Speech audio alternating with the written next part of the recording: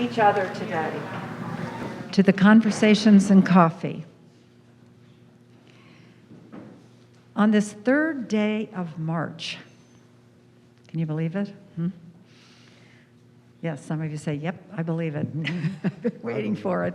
I'm Ellen O'Shaughnessy, coordinator of the program.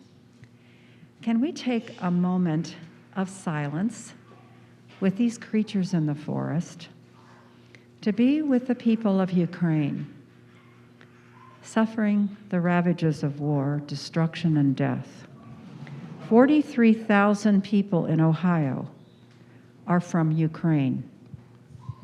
5,000 live here in Columbus. The front page of the Metro in the Dispatch today was a Capital University student whose mother in Ukraine she is continually contacting. She says she couldn't sleep. She says, I was afraid to close my eyes lest anything happen to my mother. So let's take a moment of silence. Silence to be with the people of Ukraine.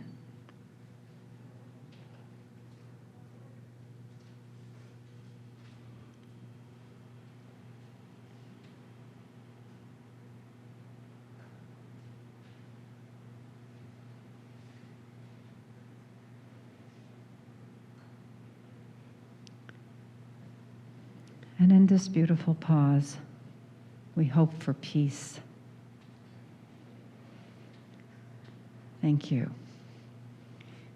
We're delighted to have with us today our very own Cultural Arts Center painting instructor, Brent Payne.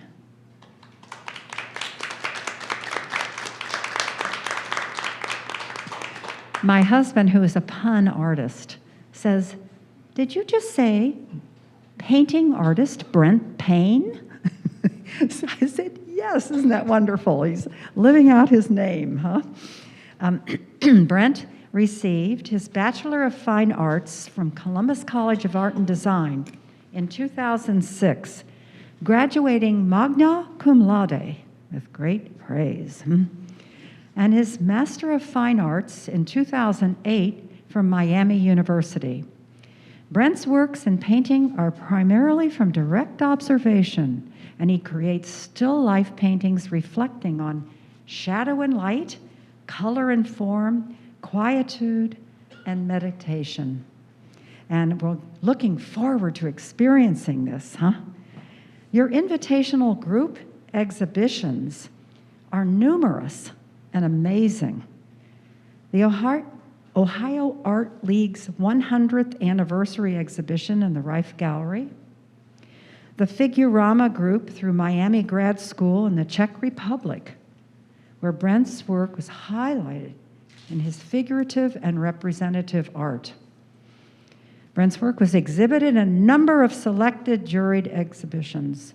The 47th Annual National Drawing and Small Sculpture Show in Del Mar College, Corpus Christi, Texas, the 4th Annual National Juried Exhibition in the Prince Street Gallery in New York, the 18th Annual Juried Exhibition, Bowery Gallery in New York, Wright State University's Drawing from Perception in Dayton.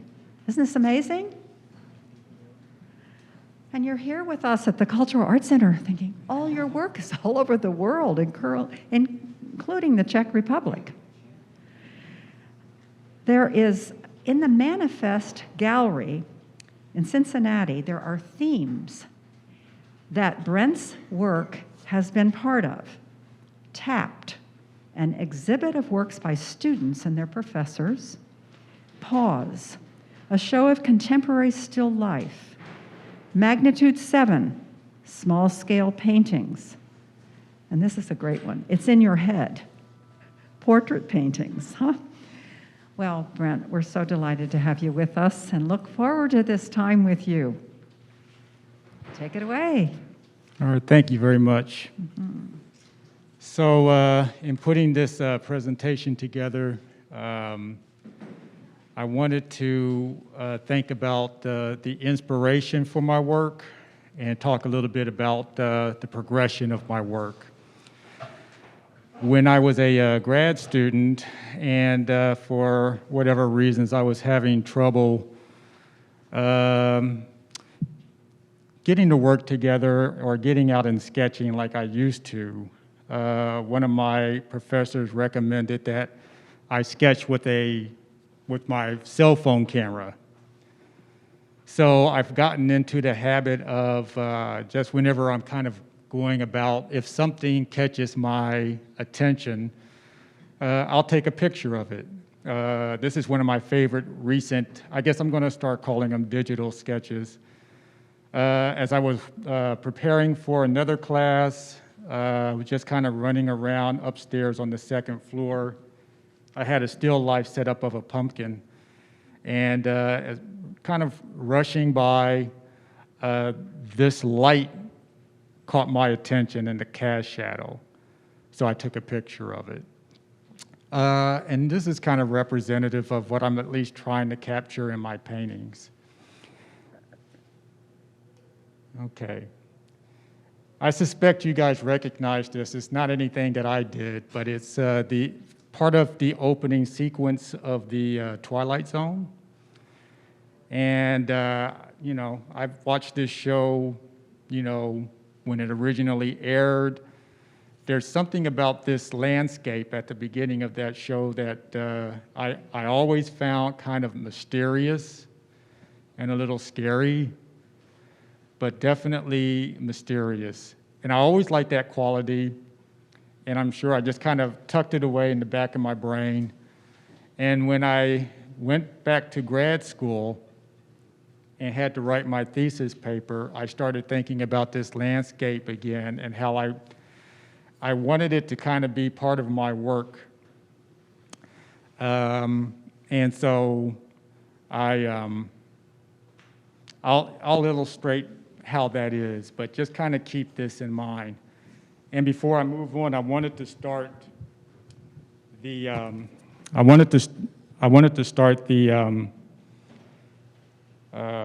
conversation with a quote. I like to collect quotes.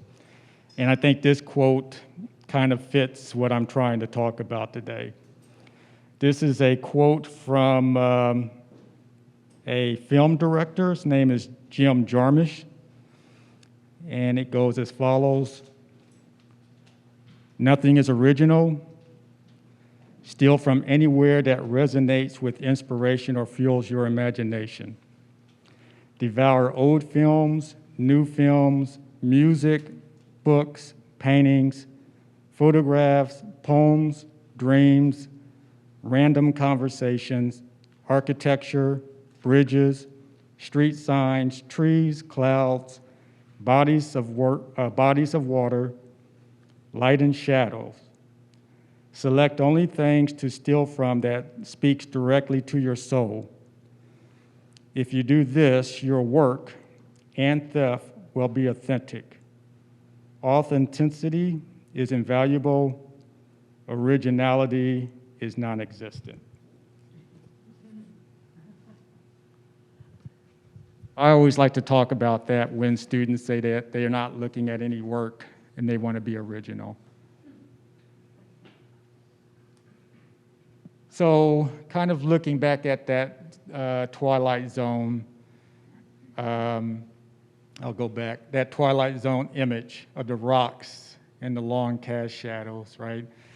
I did a series of small ink wash paintings a while back. And this is a little pepper with a nice little cast shadow. And you know, it's funny looking at it here on this screen because it's large, but that ink wash is probably about 3 by 4 inches. They're very small. Tell us about ink wash. I call ink wash kind of like the bridge between drawing and painting. And it's really just a simple, you know, it's like watercolor, except you're working in black and white and gray. Yeah, like this one here. And I really love shadow and light. So that quote I just wrote, I read to you guys.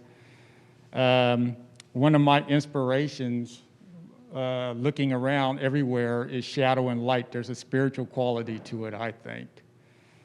But like in this little garlic, could be one of those rocks in that Twilight Zone landscape.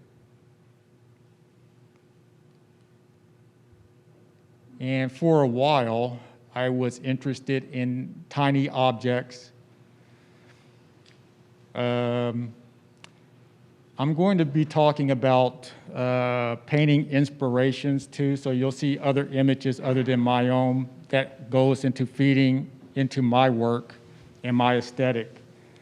But kind of keep in mind that these aren't the only people that I'm looking at, and certainly not the only form of art. Like again, I'll get inspiration from not only painting, but a good deal of paintings, but also installation work, video work, sculpting, movies, films, just like the Jim Jarmusch quote says. So yeah, this kind of has that feel. It's a tiny object. I love the colors of cherries. So those are kind of the inspirations, the quality of the colors and the shadows. How is it to paint on muslin? I see you're painting, I've never seen that before. On a small. Repeat that, Angus. I just wonder what it's like to paint on muslin, yeah. I mean, I'm not a painter, so I don't paint on anything, but I've never seen somebody said they painted on muslin before. It's not that uncommon, to be honest. Painting on muslin. Yeah, painting on muslin. There, painted on it. Yeah, it's so if it's a small scale painting, I paint on board. I get the boards at like Home Depot or something like that, and then I get the muslin from Walmart. So already I'm kind of avoiding Dick Blick's. Dick Blick's is great, by the way. So I love Dick Blick's. But I used to paint directly on the board. I would gesso on the board, and that worked out for a couple of paintings. But when you start out, it was always kind of very slick. It was like painting on ice until you had the first layer of paint. So the muslin helps to keep the marks, the initial marks that I'll put down. If it's larger, then I switch to canvas.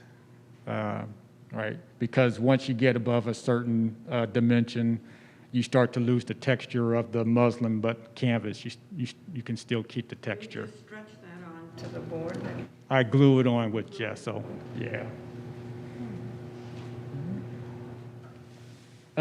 So this is I really like this painting. It's down in South Carolina now, I think.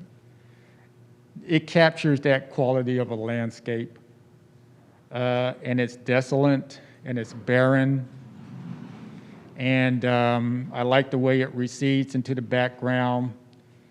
On the bottom edge of the table, it has what I call a Rothko edge, and I'll show an example of that later on in the presentation. But a lot of Rothko goes into the work. As we get into the back, I like the feel of how it starts to get kind of misty and that the cherries start to kind of dissolve into the surface. And I think a lot of you guys probably know what I'm getting ready to talk about next, in that sometimes you work on a painting long enough and then you finally finish and you forget about all the decisions that you made, what to add, what not to add, what to change. And it's a good feeling to kind of look back at these and find kind of like a little mystery for myself, and I hope that that's being carried on for other viewers. I especially love in the background where the paint seems to be swallowing up the cherries. I think that's my favorite part. So for a while, I was doing these kind of small objects, these peppers and cherries. That really looks like a rugged landscape there. If I took the peppers out, I feel like that could look like a desert. And again, with this painting, I'm a couple of things I'm thinking about. I'm still going for that kind of desolate, barren landscape. The eggshells are broken. And I'm also interested in the folds. There are painters that I like that does a wonderful job with fabric and folds, and so I've been kind of interested in that, or definitely several years ago. As I'm looking at this painting, again, you kind of go back and critique yourself, and the things that I like that are working out really well, I like the contrast of this upper egg shell against the gray background. That's good. Come on to it. Okay. That's wonderful. Right? So right along here, I'm pretty happy with that. And I'm pretty happy where the opposite's going on with the dark eggshell versus the light background. So that background's pretty activated. And then I love lost edges because I find lost edges mysterious. It makes your brain do a little work in trying to find that edge. But then I like how this shadow seems to become its own form, even swallowing up the egg a little bit. How do you mix your gray on that one? I'm seeing a little bit of green or turquoise. A lot of color. Okay, do you want to repeat that, how you mix the gray with this? Is yeah, what my- Deb is asking. Yeah, my students know how much I love neutral colors, and every time I teach color mixing, or we have our color mixing day, I show them, right, like the wonderful thing about neutral colors is that against a gray background, your more intense colors really pop. So there's the benefit of it, but then it's just beautiful. And lately, I've been really trying to find a restricted palette as a way of just kind of finding something to meditate on. And as far as mixing gray colors, like this area up here probably has just about probably has all the primary colors in it. Blue and red and yellow. So even though this kind of feels gray, it's got a lot of colors. I seldom use black, but there is a time to use that too. That's amazing. But yeah, and then that quality of light. So again, I kind of equate shadow and light to spirituality. So here's an inspiration. When I was at CCAD as a student, I was still trying to figure out, I knew I liked a lot of artists, and I was still trying to figure out what it would be that I would paint. And I had no idea. Like if I thought of a still life, I thought that a still life had to be a bowl of fruit or flowers, which is really cliche, right? And one day, one of my favorite professors at CCAD, Charles Hall, came in, and he would always bring books. This was before, computers were in the classroom. So he would always bring books. And one day he brought in a book of this artist's work, Avedor Rica. And when we had a break, I went up and I opened up the book, and this is one of the first images I saw, and I was blown away by it. And it was a pair of shoes, right? And I don't have a shoe fetish, so I knew it wasn't that. And I said, well, man. And I looked through, and I just kept looking through, and there would be images of a broom, or a T-shirt, or just a simple still life of a pot, or something like that. I said, man, what is it about these that I like? And Arica kind of described his subject matter as being a phone call. And he says, subject matter is like a phone call. When it rings, I answer.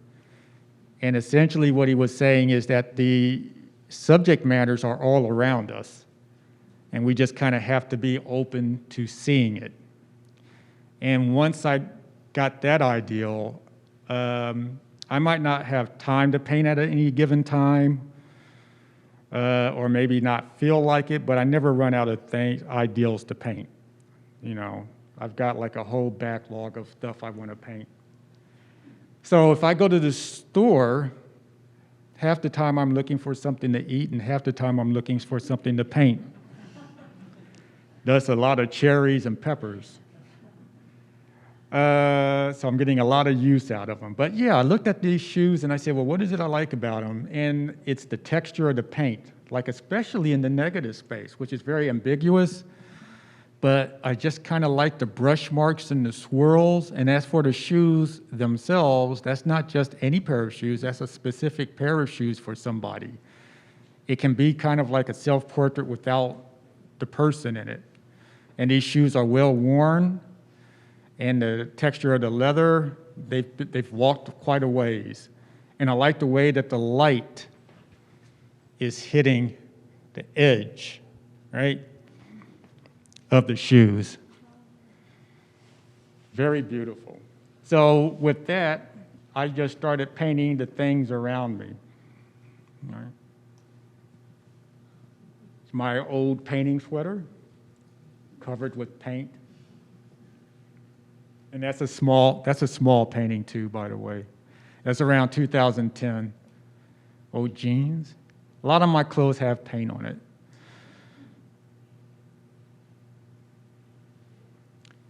So this is from my studio at grad school. And again, one day I just kind of looked up and said, oh man, that'd make a nice painting. So I did it. And that was very challenging. I would say that this is about 24 by 36 inches. So I did work pretty large for a while. And the only problem with that is because at the time, I was always working from life. I couldn't move anything. It stayed like that until the painting was just about finished. But for me, even this has a kind of a landscape quality to it, right? And I'd like to start working that size again. I like the scale of all the different things from large to small. Very colorful for me, so a lot of my students are probably surprised to see that. And Any of the students want to come forth and say how surprised you are? Oh, yeah. Uh-oh. We saw him painting all the time. He's Yeah. great. He's good. Thanks, Sophia. Wherever you find the inspiration. The inspiration for this is in the title, it's the reflection. And at the time, I always had this attitude of, I want to finish, I want to finish, I want to finish. And my professor came in one day and he said, he looked at my work and he looked at me and he said, hey, Brent, have you ever ruined the painting? And I said, no. And he said, well, maybe you should try. And so his point is that I wasn't pushing the paintings far enough. So this was the first painting I painted after that encounter. And it taught me the importance of process. And that for me, the rule of thumb is if I'm not happy looking at it, then why should anybody else be happy looking at it? And even more importantly is that if somebody doesn't like the painting or they don't appreciate it, which is fine, then at least I like it. So I think I'm my toughest critic. So I'll repaint something in that, like in the upper right-hand corner is where I learned that lesson right there. I had to repaint that area at least a half dozen times to get that. The garbage was very easy. That just came together right away. Right. And then as far as the toilet bowl, yeah, I just like the color. That's all it's about. All right? Yes, sir. What problems that you have on the upper right with the curtain? It's the patterns and getting it to feel like it folded. And so the first time I painted it, it was really flat. And and then trying to get those squares to feel like they're part of a surface as opposed to something that's separate. And sometimes my teacher will ask me how to solve a problem, or they'll ask me what I think of an ideal, and I always kind of give a slightly snarky but a really earnest answer of, I don't know until I see it. But the other thing is I can suggest, but really it's like you're the artist, and yeah, you can ask for feedback, but man, a lot of times you just have to get in there and fight with it. So I learned a valuable lesson from this painting. Is that how you got your magna cum laude from Columbus College of Art and Design? Oh no, this was long after. I'm sorry, what was your The question? reflection just as hard? I would think that would have been harder to do. No, that came along pretty easy. Yeah. It was a fun painting to work on. I was really excited about it. Well, let's go back to my question. How did you come to get the magna cum laude from Columbus College of Art and Design? Oh, I don't know. You had to ask the people that gave it to me. Well, some of those Sometimes I professors. question if they know what they were doing. I don't know. Humble All right. Brent, huh? Another inspiration.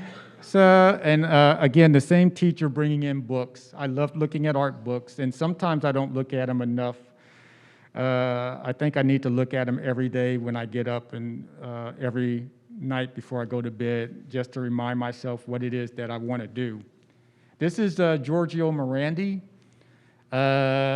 This is the work that he's known for 40 years. He painted mostly bottles in this very neutral color. And I think this is where I got my real love for neutral colors. I thought, for some reason, in thinking about it now, but the first time I saw these, when my professor Charles Hall brought these in, was, wow, that must be some kind of Renaissance artist. And I guess maybe it's because of the name Morandi. But no, he was a 20th century painter. He died in the 1960s. But this is what he did. And I'm still trying to, it's hard to put in words what I think there's more to them than just the formal issues of shapes and form, color, and all of that, and value. But I don't know. There's something very mesmerizing about them for me. So, this is Peter Dreher. I think this is where I start to think about content. There are 6 of these paintings at the Columbus Museum of Art. If you get a chance, go see them. And one day, back in 1974, Peter Dreher said, for a week, I'm going to paint a picture. Every day, I'm going to paint a picture of a glass, right? And then he said, oh, that was fun. I'm going to do it again. And then he just kept doing it until he had 5,000 pictures of the same glass. And I said, wow, that kind of takes it beyond representation. And like every glass is similar, yet every glass is different. Like if you look at these two, there's like subtle reflections, and there's a ton of color, even though, it has this kind of overall blue hue to it. How do you go about painting a glass like that? I don't know. You got to be inspired to paint it. But the process. Yeah, it's amazing. beautiful. But this is in my studio in Oxford, and I was just caught by the quality of light in the corner of the studio. It's like right through here. So that's what I was kind of captured there. There's plenty of that neutral colors that are starting to introduce itself. And if you look at it long enough, right, you've got a corner of a studio, but for me, this square almost starts to feel like a screen. right? I talk about Rothko, and Rothko with his squares, and that kind of pops up unexpectedly in the work. And I like the lines and the angles of the pipe and the molding. Right? So this is kind of closer to what I'm doing now, 2 light bulbs. It's just the forms, and if you think about that, and this is kind of separate from it, but it's kind of great when you're doing something and then you see a great artist that's doing something similar, and I feel validated, and I have a lot of doubts about my work from time to time, but it's nice to say, oh, he's doing that too. So like with these light bulbs, right? Same thing with the reflections, and that's pretty exciting. It's all about, oh, that's a beautiful form, I want to paint that. And with the napkins, you could see the folds there that were in an earlier painting. So things start to repeat themselves. Do you spend a lot of time drawing before you do that, or is it just... No, I mean, I do it underpainting, Ah. and then I just dive right in, and that's what Erika did. Like his paintings, he typically did in one day, which is something I don't do. I would like to, but I can't. This is Agnes Martin, and I might be getting part of her story wrong, but as I recall, she was a Canadian painter who ended up moving down to New York and then decided to escape the New York art world and move to New Mexico, same as Georgia O'Keeffe. And the myth of Agnes Martin is that she's kind of like this monk-like figure that kind of, paints in isolation. Although I think she might have done a little bit to build that myth up herself. It's a good myth. I like it. And whenever I see an Agnes Martin painting, it always kind of stops me in my track.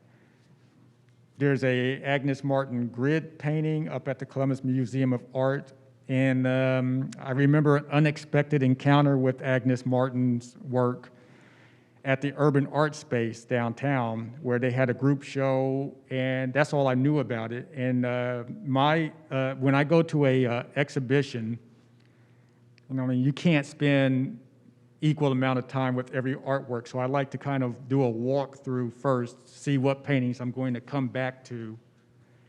And as I was walking through this particular exhibition, I came upon the Agnes Martin painting, something similar to this, except it was blue and pink instead of pink and white. And I just had to stop and spend a few minutes with it before I moved on. And I think I went around and walked, and then I even came back to the painting. And I think paintings like this, and Rothko paintings, because they're abstract and that they don't really represent anything except for the painting itself, it allows you to kind of sit there and meditate on it. I don't do abstract painting, so maybe I should try, I don't know. But yeah, that's the whole ideal of this painting. It's kind of for me, it's going to be as close to a religious experience as I can get.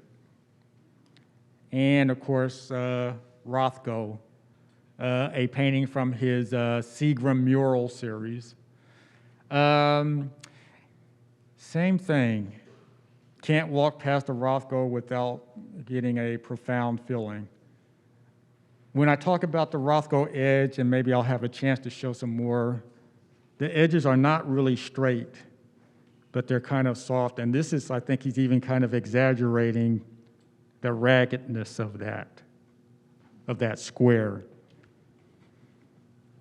And, it's interesting to see the motivation for other artists. So like for a long time, I thought, well, Rothko's a guy that paints squares, so what more to that is it? But I found out that Rothko was very much inspired by Renaissance paintings. And I'm like, well, how is that possible? But I guess it's the technique, because he paints in layers, and that allows light to come into the painting, and it gives it kind of a luminous feel to it. So, and there's a lot more to Roscoe than that. There's my square. This is a white cube, and the inspiration for it was that a friend of mine was moving to Italy to teach, and she had a whole bunch of stuff that she was giving away. And she gave me a lot of her still life stuff. So this would be something that she would have students paint, to figure out value, right? And originally, I wanted it to be kind of more connected to this person, and there was a lot of marks on it that I wanted to try to get. Ultimately, I tried a dozen times, and I just couldn't figure it out. So I said, you know what? It's just going to be a simple cube, and that's all it is. It's not the piece I love the most, but the longer I look at it, the more I start to appreciate it. I especially appreciate the colors and the colors in the shadows. Was the cube originally red? It looks like that was No. another painting. Really? No. What happened there was when I first started, it was too small. And I was already well into the painting. So I had to redraw it. And I redrew it in red ink or red paint. And then I decided to paint. I think I actually painted the whole square red, and it looks like I did the same thing there. I'm having to go back and deconstruct my own painting. But it came out, it turned out really nice because there's a nice glow, warm glow to it. So you learn something from every painting. And so I don't do that all the time, but I think about it. How big is that painting?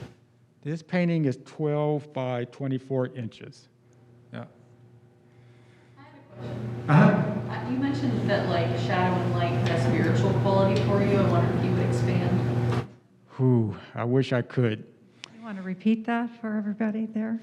Shadow? and Yeah, so the light? question was, could I expand on what shadow and why shadow and light means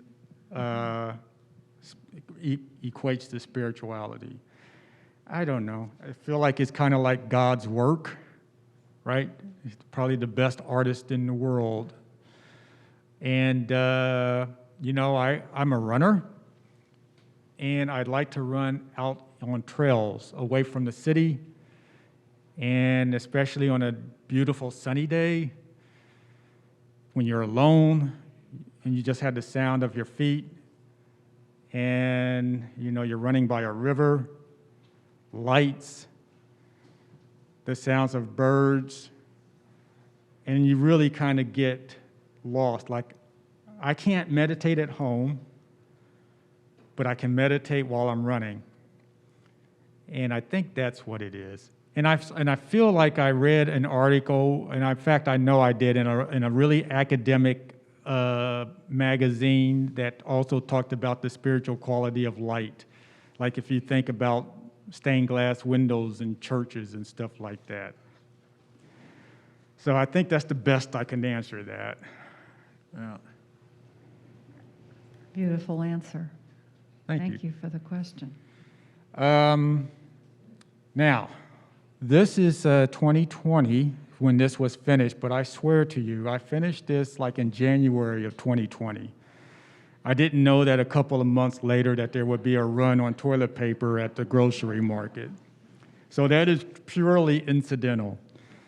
The inspiration for it is, again, just, saying, hey, that's a beautiful form, and I like the way that the light's falling on it. So that's all it is. I call it the Chlorroller because that's the German word for toilet paper. And if people feel like, well, that's an interesting choice for a subject matter. You know, I'm not original. Gerhard Richter did a series of toilet paper paintings back in the 60s, I believe. And an artist named Martha Aff did a series of toilet paper paintings. So it's not about the toilet paper. It's about shadow and light. And then just making everything work. And as I look at this painting, some of my favorite areas is line work and how the light's hitting the top of the toilet paper here and here and here. And yeah. And what colors are you using? All Brent? of them. That's amazing. All of them. There's a lot of color in there. Yeah, primarily white and blue, but you know, there's warm colors and cool colors.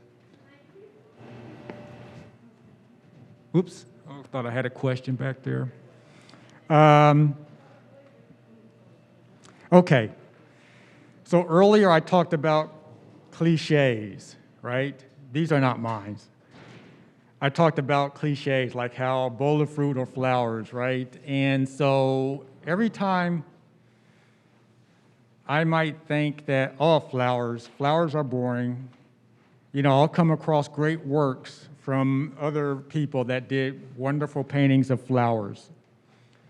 This is William Coldstream and Ewing Uglow, both of them painting daisies. And actually, by the way, Ewing Uglow was a student of William Coldstream, so you might see a similarity there. This is a painter named Jillian Carnegie, who has a whole series of, these are plastic plants, I think, in a plastic bottle, and she has a whole series of plants, and I'm still trying to crack the code on how she titles these. But that's a nice little mystery. One of these days I'll discover it. And what really got me going is the series of flower paintings that Antonio Lopez Garcia did. This is breathtaking. And I like the quality of finished versus unfinished, right? Where you have like a very high detailed flowers versus these flat images back there. So this painting makes me think of a great Picasso quote that my teacher hear like about half a dozen times a term, where Picasso said that a painting is never really finished, it just stops in interesting places. So I finally decided to do my own flower painting. And you know, now I can say I did a cliche painting. But Bev, to your point, red, it started out red. And so one day I brought my mother a dozen red roses last year for Mother's Day. And I just decided, well, this seems like the time to do that painting. I got these roses here, I'll just take one of them home. And, you know, always give yourself a challenge, because I was petrified of trying to draw this rose. I said, that's going to be tough. But, you know, if you draw what you see and don't think of it as a rose, but a series of shapes that you're trying to replicate, the drawing was easy. And it kind of has two parts for me, like the very complicated center, which kind of has this nice spiral, which kind of reminds me of a galaxy, and then these larger petals on the outside. So I'm painting that, and I wanted it to be white for a couple of reasons. There's a little bit more content to this painting than I would normally have, and I guess I don't want to, I want to be fair to the other paintings. Like, again, all kind of things besides painting goes into besides paintings, inspiration goes into these, like the Twilight Zone and stuff like that. You never know. But yeah, there's two inspirations for these paintings, and the painting is called The White Rose, Die Weiße Rose. So it has an English title and a German title. And for the inspiration for the English title was based on one of my favorite art stories, folklore, whatever you want to call it. This is Jay DeFeo, and this is her working on her painting, The Rose or the White Rose. It took her 8 years. In that 8 years, the canvas ended up getting 1,000 pounds of paint on it. And the only reason, the San Francisco Museum of Art, I think it was interested in the painting, and they kept saying, hey, we'd like to show it. And she says, okay, let me just finish it up. And she just kept working and working and working. And the only thing that stopped her from working on it was that she got evicted from her apartment. And it's a real story about how they had to get the painting out of the building. They had to use a crane. But to me, this story is about obsession and just being obsessed with your work. It's a good quality to have up to a point, I guess. But yeah, so this painting was kind of inspired by that story. And then the other inspiration, the Weiße Rose, Sophie Scholl and the White Rose Group. The White Rose Group, or the Weiße Rose, was a group of activist students in Nazi Germany that went around campuses distributing anti-Nazi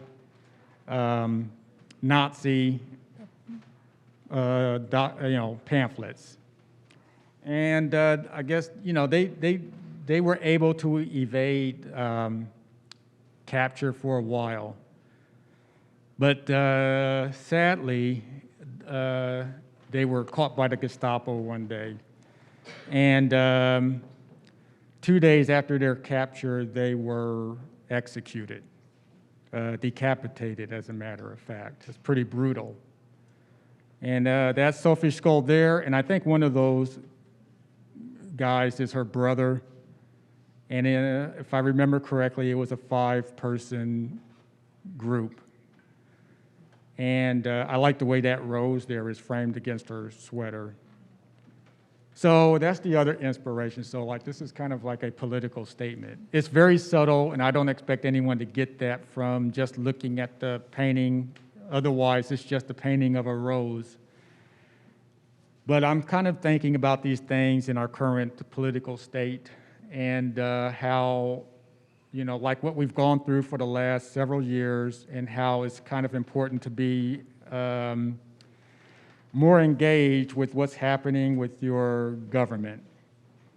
And even thinking about what's going on in Ukraine right now, where you've got all of these thousands and thousands of Russian protesters risking imprisonment or worse. And so these are kind of like the times that we're in right now. And these are some photos I took a couple of years ago during the George Floyd protest. And actually, like the two on the right are pictures I took like one day after the protest, and things got a little wild. I rarely run with I never run with my phone, but I wanted to capture some of the scenes that was happening down there. So I got a whole group of pictures like these. And so these things are kind of in my head as I'm doing my paintings. And this is a painting called Americana. And I've always wanted to do these paintings of, like I've seen still lives where they take these plaster cast statues, right? Very beautiful. And I always wanted to paint one of those. And then upstairs is this kind of styrofoam head that I guess they use for wigs, I think. But I like the features of it. And so I said, well, one day I said, I'm going to make a painting of that. And instead of kind of setting it up like a portrait, I just laid it on its side and started painting. And it's got a lot of the qualities that the other paintings have, kind of could be a landscape. It feels desolate, barren. And I was also thinking about the poem Ozymandias, if you guys have ever heard of that. It's about hubris. And to me, the fall of kingdoms. And that poem talks about a person walking through the desert and seeing like the remnants of stone legs of a statue and the visage of the statue's face buried in the sand, right? Somebody that was once great and now has faded into history for all their greatness. That's all that remains of them. And not, you know, I hope I'm wrong, but like America as an ideal is great, and I think that we have been making strides to get to that ideal, but that we keep falling short, and in some ways, our democracy might be teetering on the edge and might be ready to go away. I hope that's not the case. I almost called this poem Ozymandias, but for one thing, that would have been too obvious. I think it would have been narrowing the content of it. So I called it Americana, and where I got that ideal, as some of you know, I'm a movie fan. And one of my favorite movies is The Shining. I think it's a great movie, not just a great horror movie. And one of the great things about this, I think, is something that every artist wants to try to achieve, is that the movie is basically about a haunted house, a family having to spend the winter in a haunted house.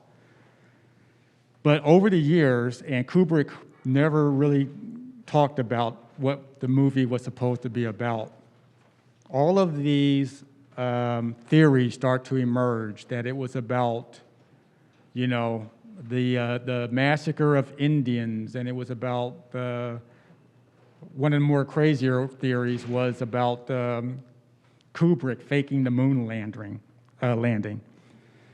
But one day I came across this article that I think sums it up, and it's an essay really, and it's about how The Shining is about America wrestling with its past, with racism, with classism, and I think this title, Stanley Kubrick's The Shining, American Deterioration Through Americana, is a fantastic title, and so that's the title of this piece, Americana. And but then it kind of cycles back to still life. This is the last piece I finished. The inspiration, the form of the egg. I think I'd like to do more egg paintings. Do a whole series of them. Maybe an egg painting every day. But yeah, just you see the Rothko edge coming through, the twilight zone, barren landscape, and you know, whatever you want to read into it. And that's it. Thank you. That's wonderful, wonderful. Well, thank you, Brent. And let's just take, in the few minutes, we have about 3 or 4 minutes, some reflections of the students of Brent Payne. What's your experience? They're just spellbound by me. I often go up there. Yes, Deb, come on. Will this affect the grade? You sure will.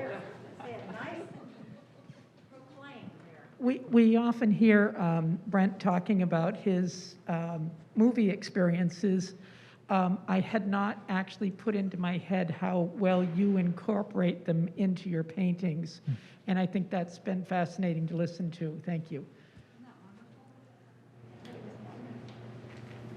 Yeah, I think as an artist, you're always on. You never know, even if you don't know it, what something might be, a book or a movie could be influencing you. I see it in your eyes. You're just trying to think, how am I going to say it? Yes. I'm not a student, but I just wanted to share with you how I really appreciate how you take maybe simple objects like jeans and eggs and make them look so extraordinary or so interesting. Particularly the jean painting really caught my attention, and I don't know, something about it just made me think of like sparkle or shine or brightness. I don't know, I really enjoyed it, but I appreciate how you take things that we see every day in life and make them artwork and beautiful and show us we don't have to go far to see something beautiful. Thank you. I was feeling just what you were saying. As I have an egg in the morning, soft-boiled, I'm going to feel very differently and more grateful. Exquisite. Yes, Tom. Nice and loud, Derek. Right here. Want to use the microphone? Yeah, I'll for the use sake of it? What I've appreciated with Brent is, Thursday mornings we have an open studio class, so everybody's coming in with their own project, their own ideas, their own styles, the media that they use, and I'm always amazed that Brent can not only appreciate what all of the students are doing, but always be able to, provide critiques, commentary on it, help, advice. Even though it's not his style, he rises to the occasion, and we've all grown, I think, Brent as well as the class, because of that. Thanks, Tom. Well, a great way to...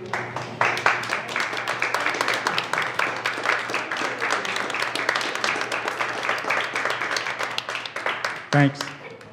Marty Cotter, whose fiber quilt artwork is in the Loft Gallery entitled Reconnecting to the Earth. Enjoy the exhibit, and I believe we'll be coming together down here, but do enjoy that exhibit and the one connecting us with the tipping point of the environment.